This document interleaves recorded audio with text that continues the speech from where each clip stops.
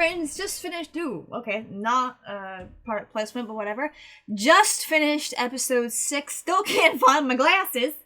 Probably underneath this scarf somewhere, and where the heck I put them. Hopefully I'll find them, because last episode, even though I was only not very far away, actually was still hurting my eyes, so my eyes have gotten really bad.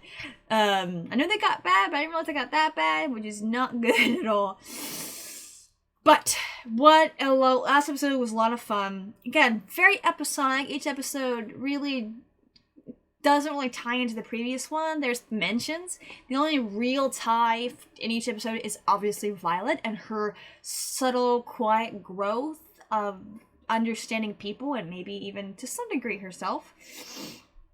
We have no idea, still don't know what was the aftermath of Gilbert's brother and her, but I guess whatever it is kind of made her doubt what her purpose is. Not her purpose, but doubt if she should be an out-of-memory doll.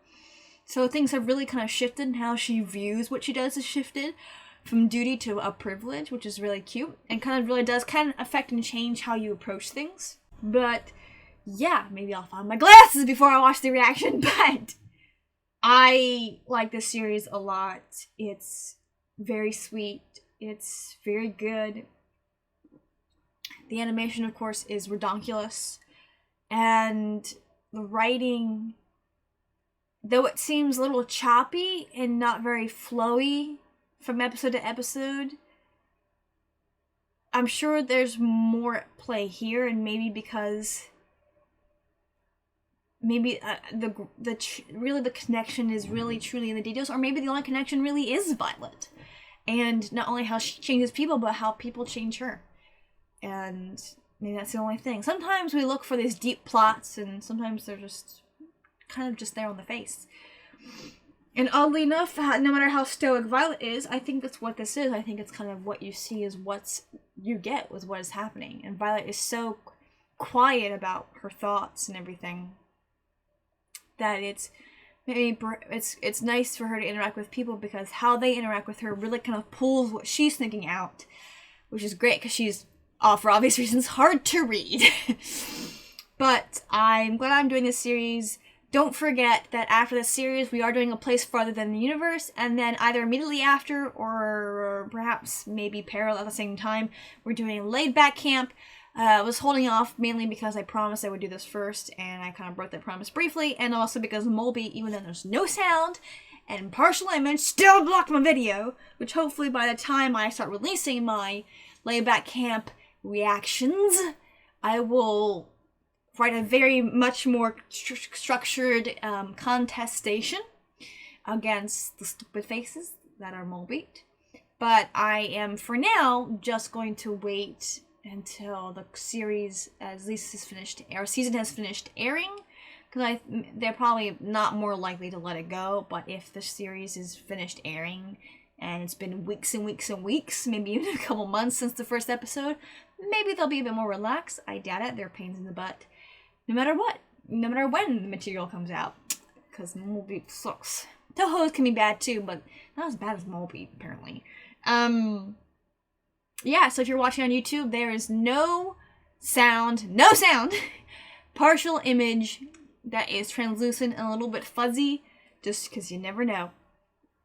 But it is follow along. There's a countdown timer. You can't miss it.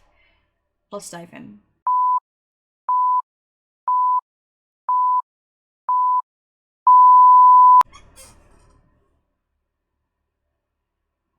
Traded my coffee for my protein drink thing.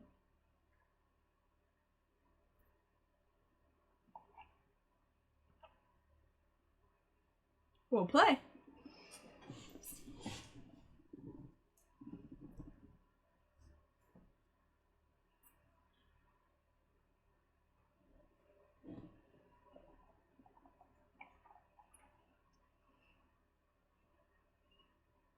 What was this, Leonidas?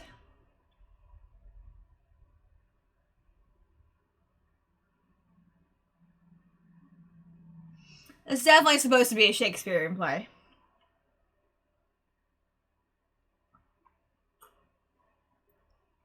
Woo! He must have been amazing because they were up on their feet.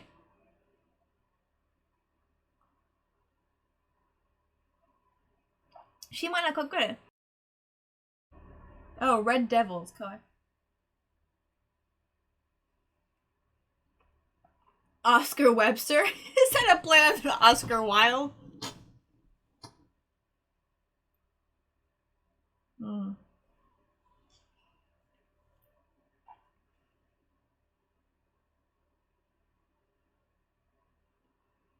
Not quite the same.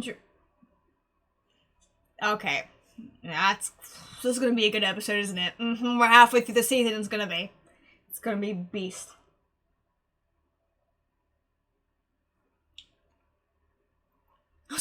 Oscar Webster. Yeah.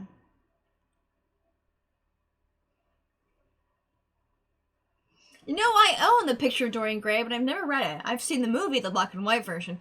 Black and white version, I think it was black and white. Yes. There's a black and white version that's really, really good.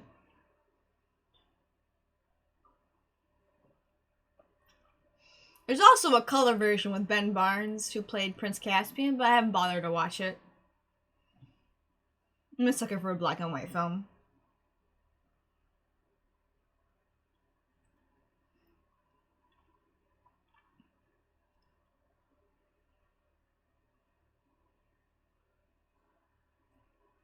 I forgot how loud the music can get.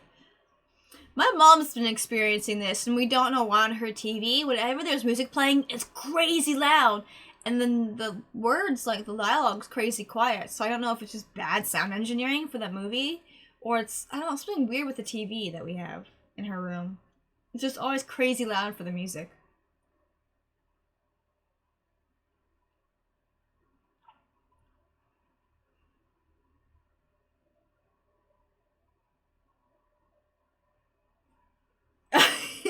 No, because I realized it was her. I mean, that's good. Ooh. Claudia always looks kind of dirty. Yeah, she does. Genetrix. Roswell region. So this is like a little quiet English town. Like an English farm town. Is this the author? Oscar Webster? We're supposed to be meeting? Gosh. That's such a reference to Oscar Wilde.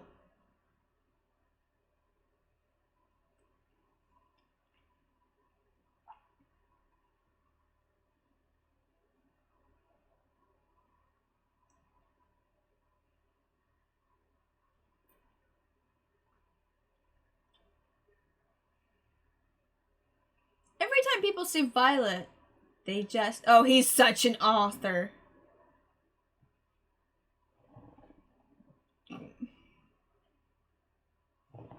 Oh my gosh, he is such an author. He narrates his own head. Ooh. No. But they always are, I wonder why.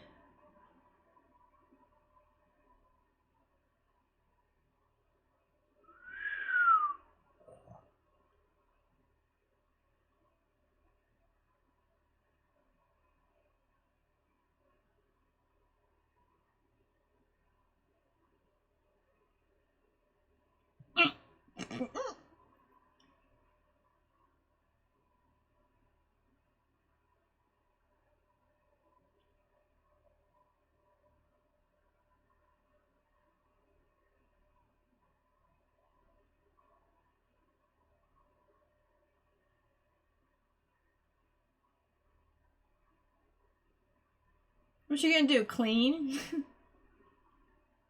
Oh, she's organizing the study.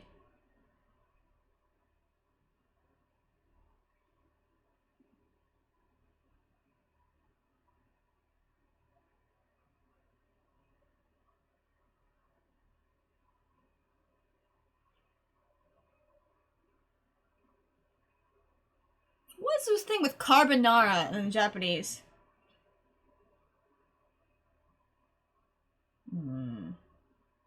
He is being difficult. Oh, poor Violet.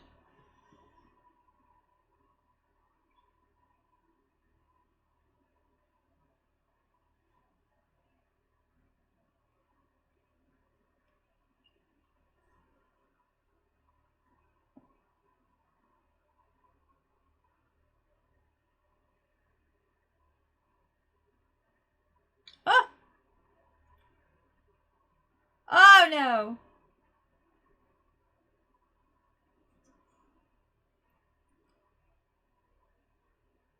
Who cooks for her? Oh, it's not very good. For your first try.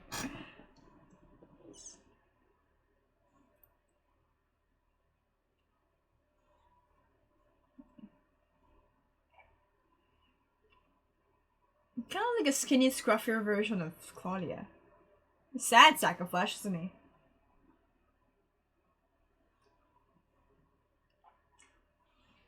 I was gonna say she might have wiped out his alcohol, but missed that.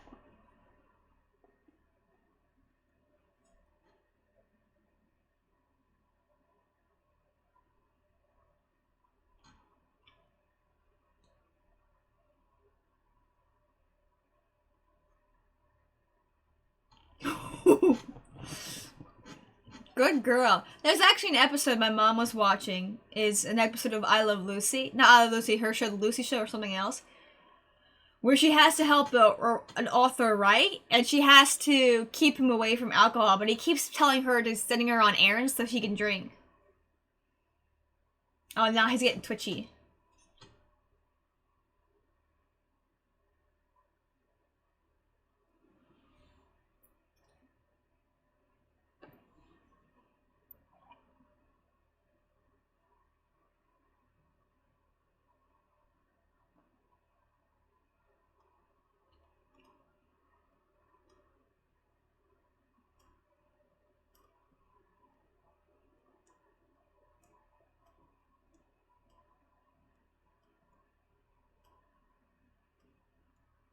So it's good. So it's good. You should. Ugh. So he's a playwright.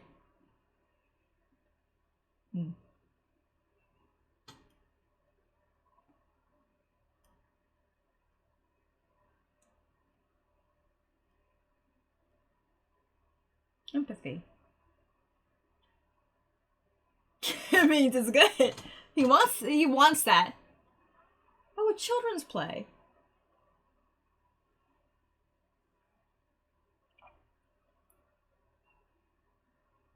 We have to see.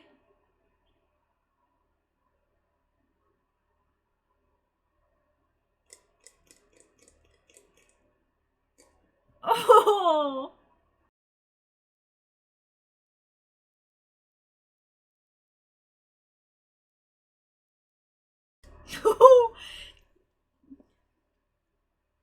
Ooh. Ooh. Ah. Oh, now I'm tearing up. Oh, now we understand why Olive is feeling very empathetic. But also, not Olive, Violet. But also, Violet is kind of a child in a lot of ways.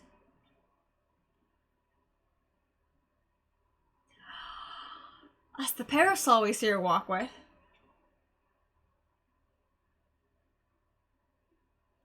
Oh, oh my gosh, is that a daughter?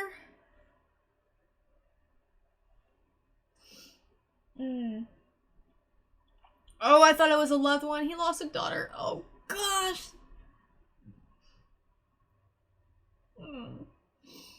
She's using it. She is.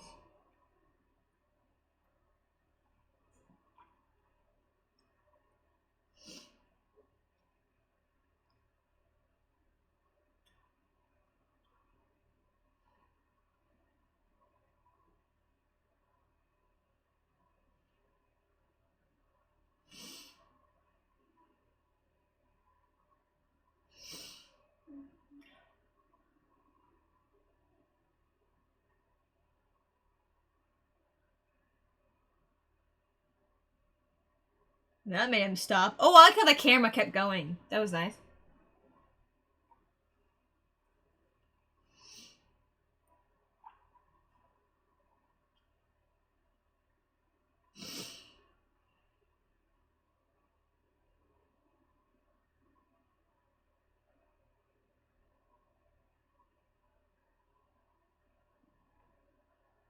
Of course, the main character's name is similar than his daughter's.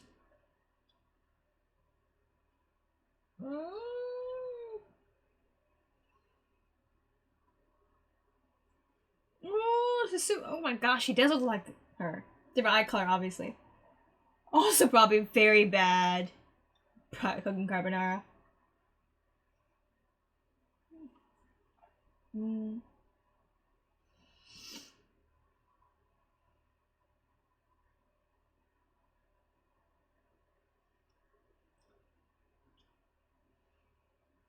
Oh, she's a little missing tooth.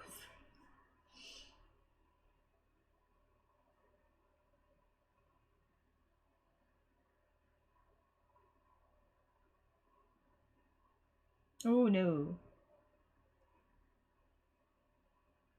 Oh, so he was being hyperbolic and kind of playful. She took it seriously. Oh!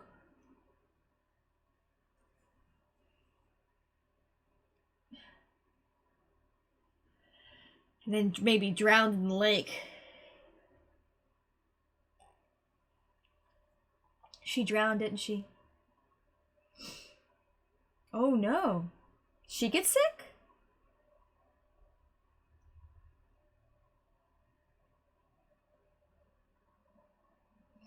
She looks a little older there. Oh my gosh! She was only slightly older, but she looks like an old woman there. And she looks like she had she looks like she kind of had leukemia.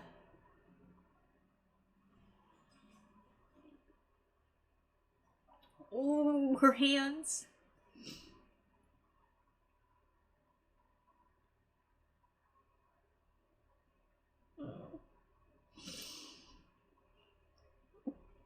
Way to make me cry, people. Thanks.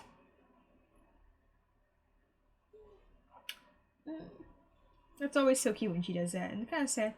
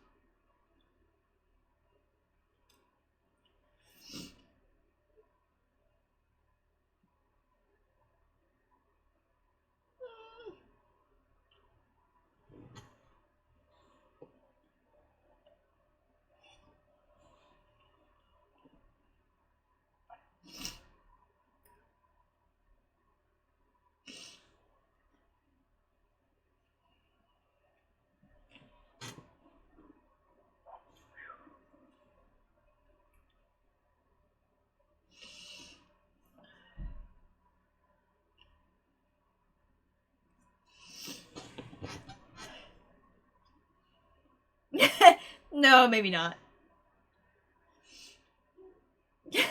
Yeah.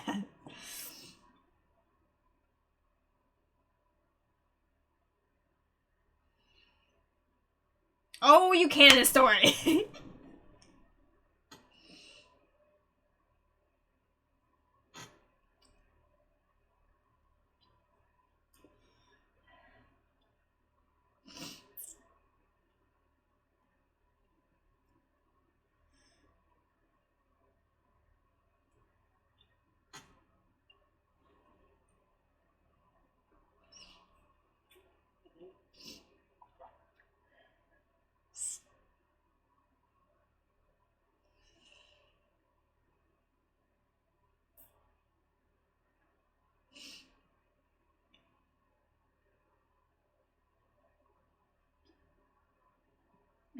Maybe.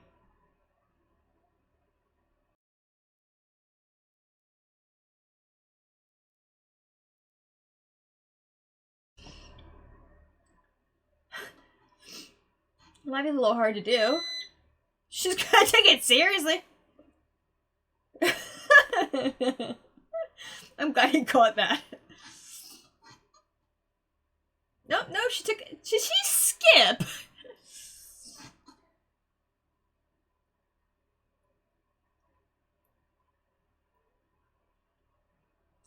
She's gonna land in the middle of the She's gonna land in the water. My goodness, what kind of legs does this girl have?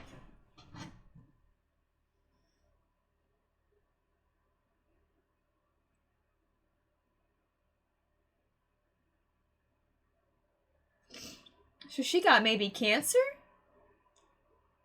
What?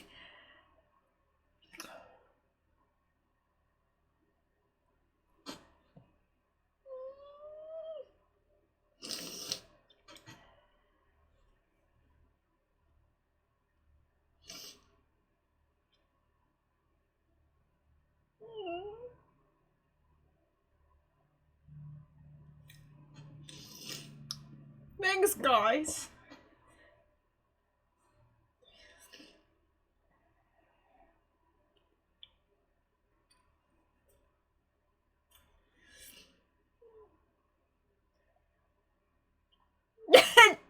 Peel it right in the middle of the freaking leg. Of course she did. She would not make it all the way across. She kind of did. Oh, now he's crying and I'm crying and we're all crying.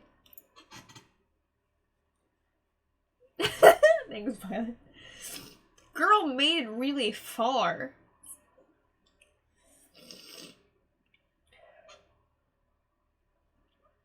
Oof. That's kind of painful. Oh, now her look is complete. I really did think in the original picture it was a violin, which is part of the reason why I wanted to watch this, because I thought it was going to be a music thing again. It's not, obviously, but I like that. So, did Violet... I don't think she quite reached the age of... Olivia didn't quite reach the age of Violet. But now her look is complete. Oh, no, this was a... Told you this episode was going to be a punch to the face. And heart and everything and... No. I'm crying and I'm snotting and it's just all sad.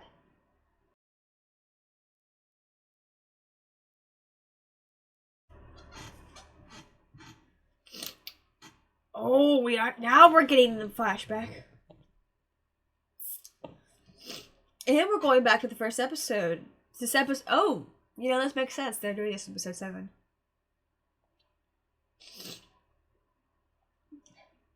Ooh. The war in the background. Oh. Oh! That was kind of a PTSD sort of dream there. That was scary. Ooh, now she's feeling the pain that we remembered about in the first episode, previous episode.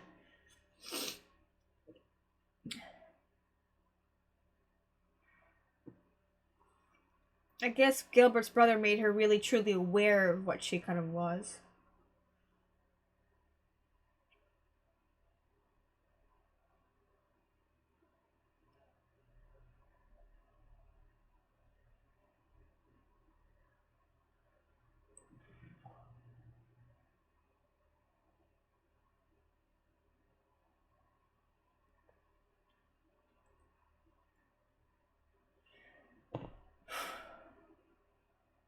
Okay.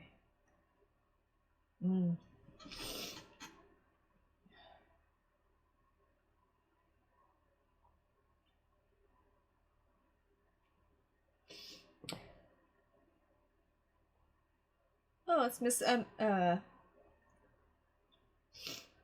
Evergarden. She still lives with them, doesn't she?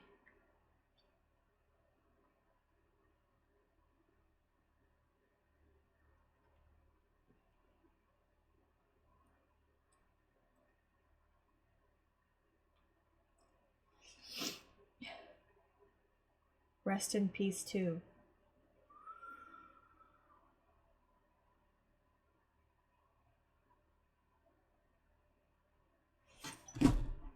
I know this is gonna happen this episode.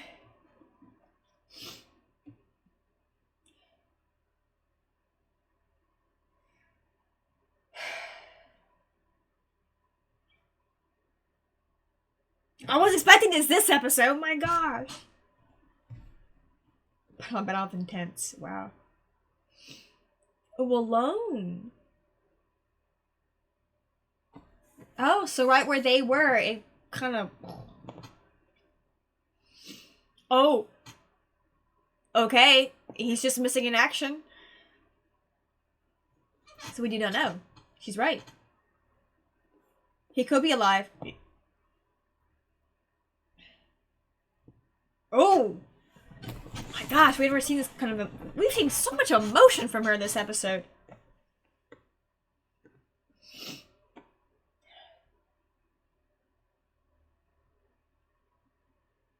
She must have fainted because of the blood loss, because both of her freaking arms came off.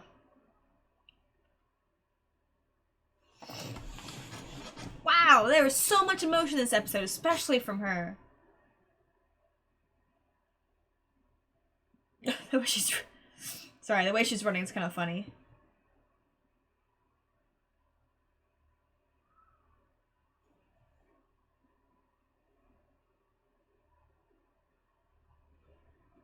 What a perfect halfway episode. Had me in tears. Nothing makes you cry more than a dead child. Great. That's appreciative. Wow. So it's still interesting that we didn't get the visual of the flashback of her and Gilbert.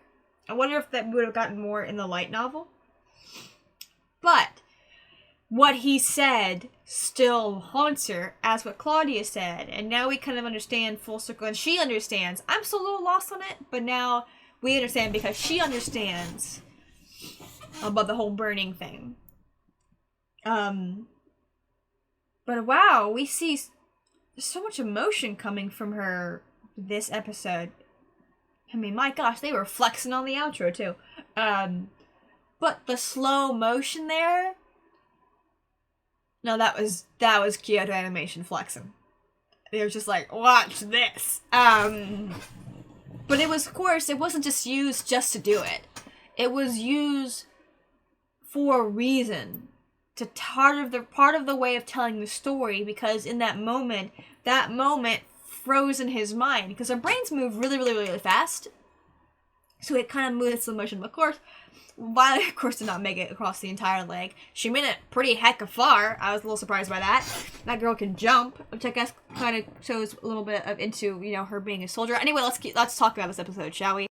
Holy guacamole on toast. That was a amazing episode.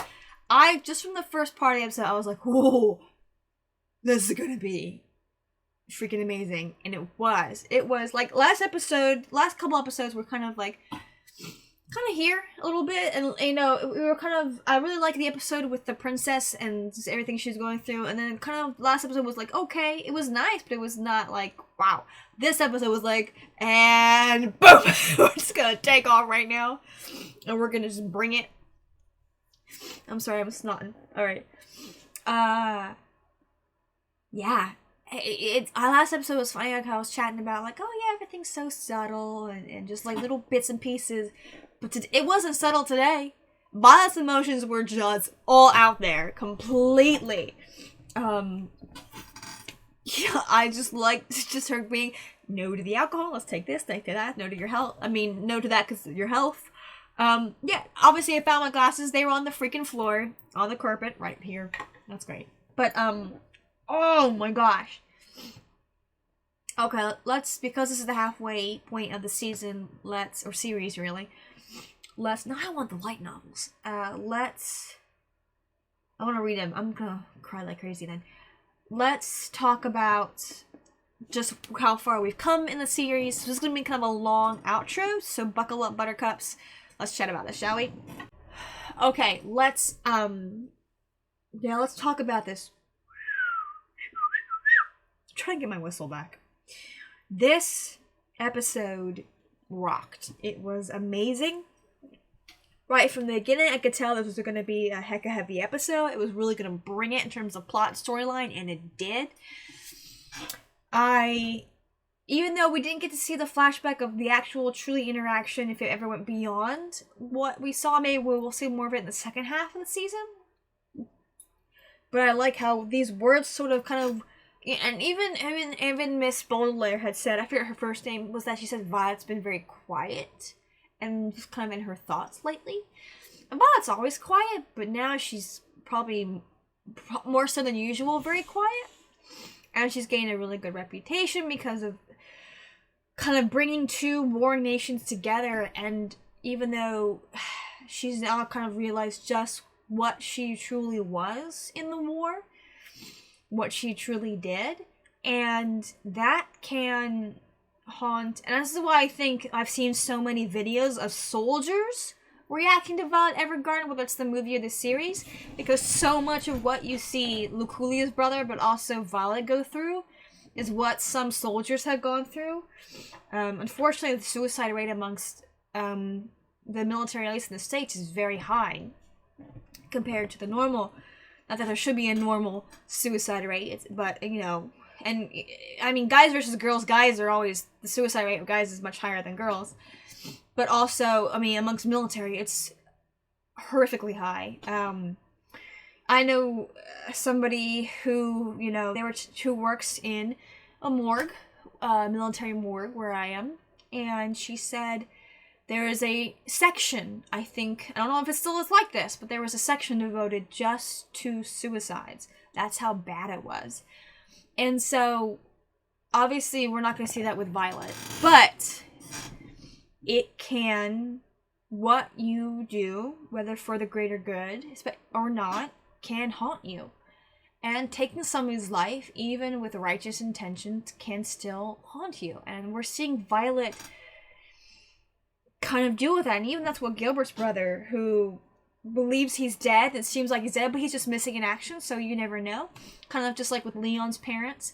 Again, there are sometimes ties, and I'm glad I'm having 6 and 7 back to back, because they perfectly do, like 6 does kind of feed very well into each other. The emotions we see kind of Violet starting to deal with and kind of turn in her head really came out full force this way, especially because of the play that Oscar Webster was writing and what he's gone through.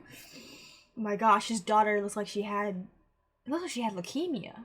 And I don't know if leukemia can be inherited. I know sometimes cancers can be, but odds are whatever took his wife also took his daughter. But just look at her, I was just like, oh my gosh, she looks like she had cancer. And it just ravaged her, the poor little thing. And of course, that's just incredibly painful to watch your child. I mean, you're losing your spouse is awful, but there's also a part of you that's just like, if they're an adult, but also I've never lost a spouse, so I can't really speak to that level of pain. Losing a child. Oh my gosh, I can't imagine, like, I remember the pain of losing a friend to suicide. I can't imagine losing a spouse and a child, and your child to disease. That's got to just shake your whole world. Especially probably within the few years of each other. Jeez Louise. But what I liked about 6 is that I thought it was kind of pointless, but now that I'm thinking about it, it really does feed very well into 7. And, you know, we see Leon, and it's interesting that the pain, it's almost, she's not doing this, but it's kind of interesting how Violet, by being Violet, kind of brought a little bit of healing to the people around her, to Leon, to Oscar.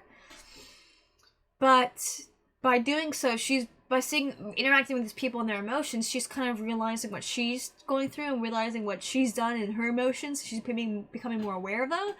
And it's almost like it comes across as she's taking away their pain, and which amplifies her pain. That's obviously not what's actually happening. That's not a thing in this world, but this world, or even her world.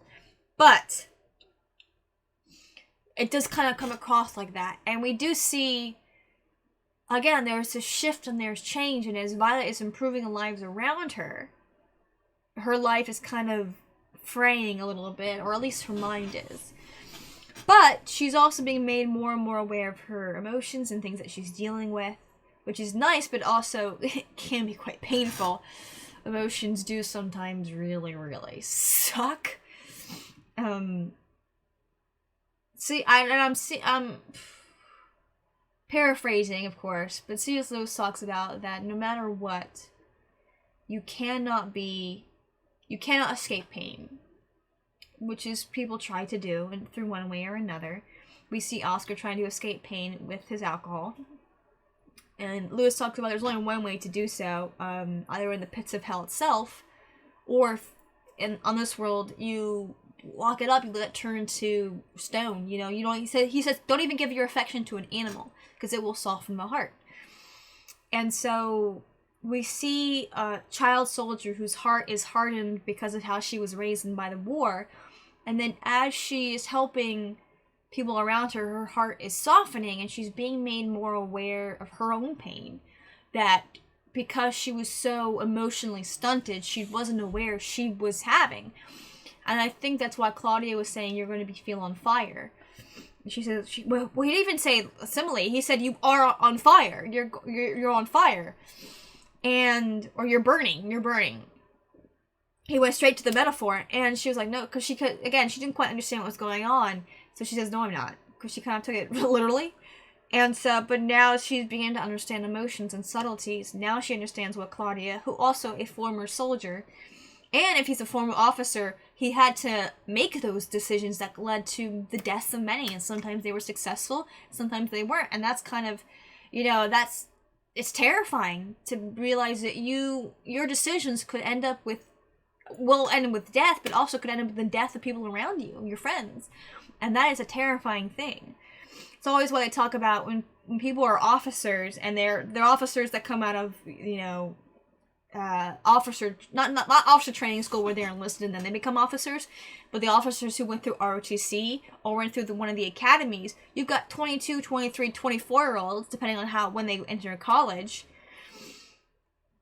being given authority that they don't have the experience to back it up, which is always why they say, usually the officers who were training us, when I was briefly in ROTC, talked about when you are that kind of an officer, when you're straight out of college, you really need to listen to your sergeants, because even though you're an authority over them, they have more experience than you, and they can help you be better leaders.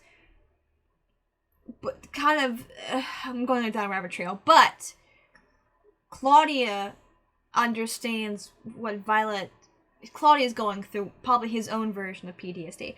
But I think, to circle back to what I was saying earlier, I understand now why military people, I see not a lot, but more videos of soldiers, whether it's British or American or Canadian or whatever, reacting or reviewing Violet Evergarden, because so much of what she's going through is what former soldiers who become civilians go through. And that's why probably so many of them, that's part of the reason why so many of them do become homeless, because they've gone through so much. It's just some of them choose to be, for one reason or another, or because they kind of are difficult to be around. Sometimes they've become, in people's minds, difficult to love. And because of that, they are perhaps ostracized by the people around them, or they ostracize themselves.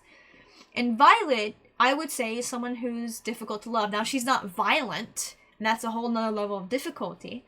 I think because of the fact that she's so emotionless has kind of kept her from being violent. But we saw her have a bit of a nightmare there, so we could see more night terrors from her and what she's been dealing with, or at least her imagination started to really, really, really circle. So maybe we finally actually got to see inside of Violet's mind for the first time and what she was dealing with. Not just flashbacks, but actually in her mind and kind of the visuals that she's dealing with. But yeah, this episode was just really strong, very powerful, very good. A perfect halfway point for the season, for the series. I mean, the animation, of course, killed it. I always enjoy little moments of, surprise and just the eyes and kind of how emotions are. I think Kyoto Animation also did Your Lie in April. So you kind of see, and I don't know animators very well or animator directors very well, but you kind of see some of the same animators in these series, perhaps, or kind of the same style of how the characters are reacting, which is actually really cool.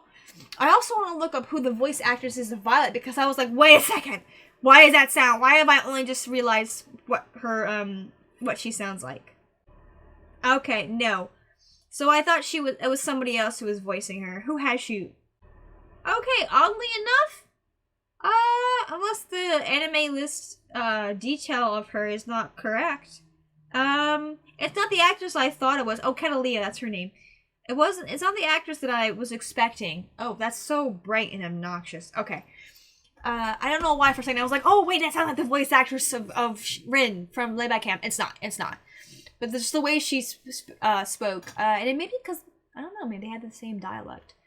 Apparently there's different dialects of Japanese. Like there's different dialects of every language, but apparently I don't know how to tell them apart yet. Anyway, no, not the same voice actress. Oh, where was I going with this? Okay, great voice acting, amazing. The animation killed it. I love that slow motion moment. It was just gorgeous, and they were flexing, and I loved it. But it also wasn't, let me just show you what we can do. It was, we're gonna show you what we can do in line with the story. And apparently there are some animes and some TV shows that, maybe go a little too far with 3D work or with rotoscoping or just different things that just like, okay, you did that, but I don't see how that helped the story. That moment was perfect for the story. So there's no, probably not way to word it, but I will call it no unnecessary super animation. That's not a thing, but I'm just gonna say it anyway.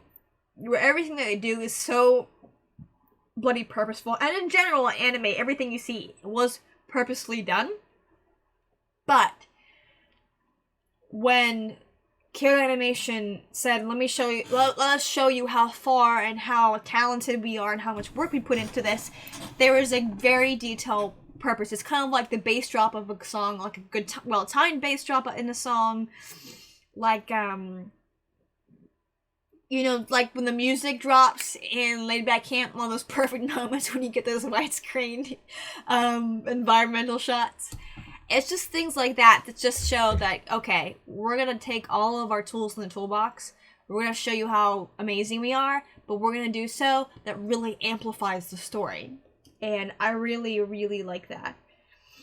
So this episode killed it. It was amazing. I loved it. Obviously, I actually really, really cried in that one.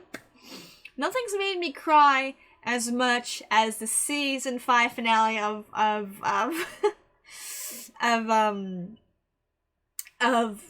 Sugar. Season 5 finale of Agents of S.H.I.E.L.D. Nothing's made me cry that bad yet. But we're probably gonna get close. Anyway, what's the takeaway? Animation kill. This episode was great. Gilbert, missing in action. Is he live? Is he not? We don't know. Obviously, he's one or the other.